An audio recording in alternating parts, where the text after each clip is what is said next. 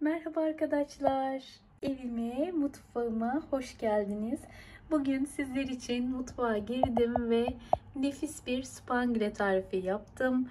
Kesinlikle denemenizi tavsiye ettiğim çok lezzetli tariflerden bir tanesi. Hemen videoya geçmeden önce de size nefis kıvamını, kadife dokusunu da göstermek istiyorum. Şöyle size dokusunu, yumuşaklığını göstermek istiyorum. Ben bir gece beklettim. Gördüğünüz gibi çok güzel bir dokusu var, bir kıvamı var. Kesinlikle deneyin diyorum. İkinci kaşığımı da alacağım şimdi. Yoğun bir çikolata lezzeti, yoğun bir lezzet. Spangle sevenler için çok güzel bir tarif oldu. Sözü daha fazla uzatmadan hemen tarifime geçiyorum. İyi seyirler. Spanglemizi hazırlamaya başlamadan önce bir ön hazırlık yapmamız gerekiyor. Bunun için de şöyle bir su bardağı suyu alıyoruz ve buzluk kısmımıza kaldırıyoruz. Biz spanglemizin hazırlanışını bitirinceye kadar suyumuzun tamamen soğuması gerekiyor. Şimdi ben bunu güzelce buzluğuma kaldırıyorum. Hazırlamış olduğum malzemeleri ne şekilde pişireceğimizi size hemen tarife başlıyorum.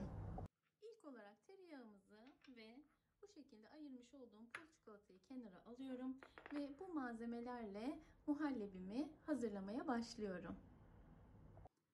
3 tepeleme yemek kaşığı kakaom var. Yine 3 tepeleme yemek kaşığı un kullanıyorum.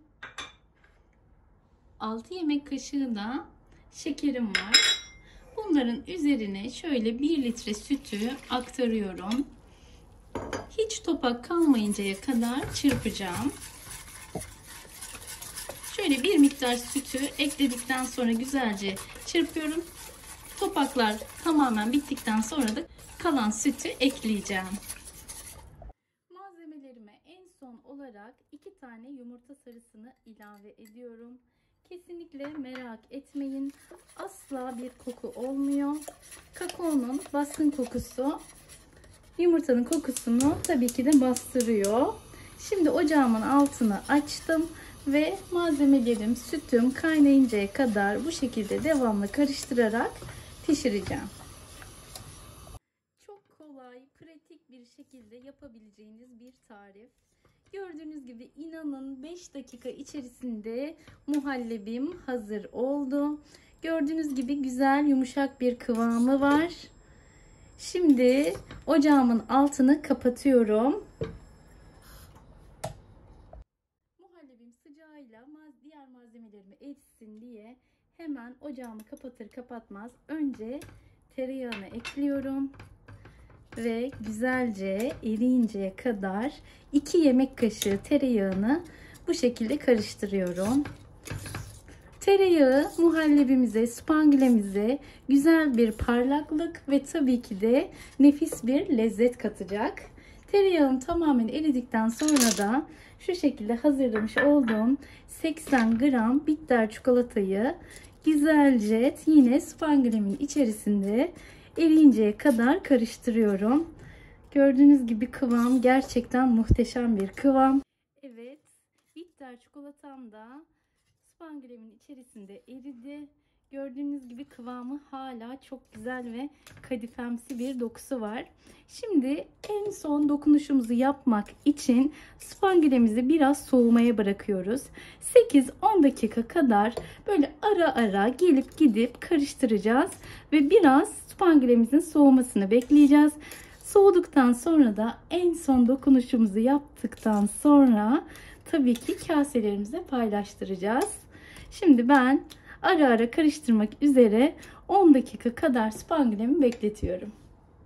Spanglemi soğurken ben de bir tarafta bisküvi unu yapacağım. Bunun için yarım paket kadar bisküviyi şöyle büyük iri parçalar halinde dilimliyorum.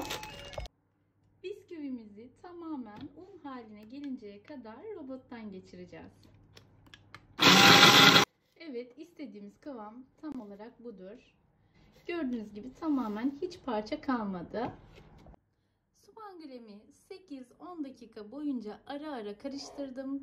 Gördüğünüz gibi kıvamı hala güzel ve yumuşak bir kıvam. Ve suyumda spangülem hazırlanıp dinleninceye kadar çok güzel bir şekilde soğudu ve hatta şöyle üzeri biraz da buz tuttu diyebilirim. Şimdi güzelce suyumuzu aktarıyoruz.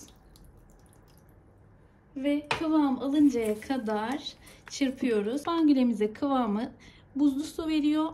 Bu sebeple suyumuzun tamamen soğumuş olmasına çok dikkat etmemiz gerekiyor. Evet.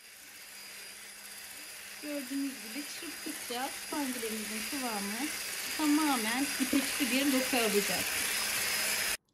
Yaklaşık 5 dakika kadar spangülemi çırptım. Güzel yumuşacık bir dokusu kıvamı var. Şimdi bunları güzelce kaselerime bölüştüreceğim.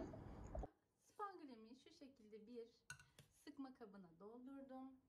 Burada da az önce hazırlamış olduğum bisküvi unlarım var. Şöyle 2 tatlı kaşığı olacak şekilde kaselerime bisküvi unlarımı paylaştırıyorum. Ve üzerlerine de spangülemi sıkacağım. Evet, sıra geldi en güzel kısma. Şimdi spangülemi güzelce paylaştırıyorum kaselerime.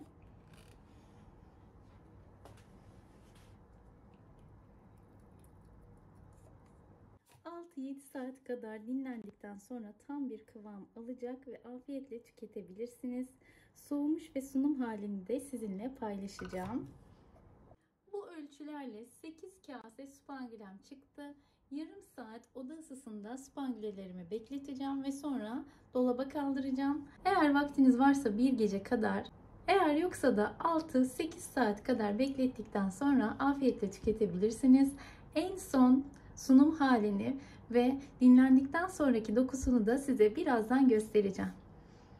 Nefis spangülemiz bir gece bekledi, dinlendi. Gerçekten çok güzel kadife bir kıvam aldı. Şiddetle denemenizi tavsiye ettiğim nefis tariflerden bir tanesi. Daha önce paylaştığım zaman çok güzel yorumlar ve dönüşler aldım.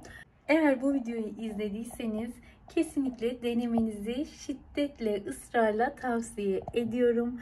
Başka bir tarifte, başka bir videoda görüşmek üzere. Hoşça kalın, mutlu kalın. Kanalıma da hala abone değilseniz abone olup zil bildirimlerini açmayı unutmayın.